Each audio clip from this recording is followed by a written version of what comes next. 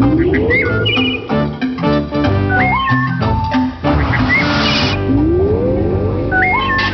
know, recently, I've started to get pretty worried about the national debt.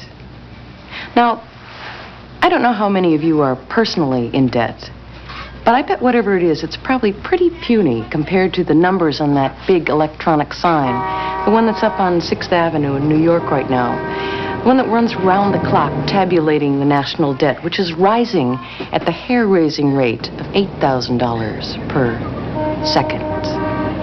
Now, as most of you probably know, at this moment, all of the taxes west of the Mississippi go exclusively towards paying the interest on the national debt. Now, if the numbers continue to escalate at this rate, and given the inflation on current interest rates, by the year 2020, all the taxpayers west of the Amtrak corridor will be paying off the interest on the national debt. This, of course, means that everybody east of this corridor is then responsible for basically everything else. Things like, defense, social services, foreign aid, the space program, the drug war, and last but not least, paying off the principal on the debt.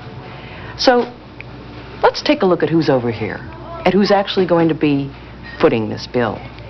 We've got a fair amount of Maine.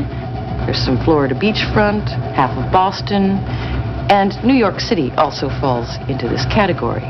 And if my calculations are correct, taking population and inflation into account, by the year 2020, each citizen in New York would have to be pulling in an annual gross income of $32 million in order to contribute his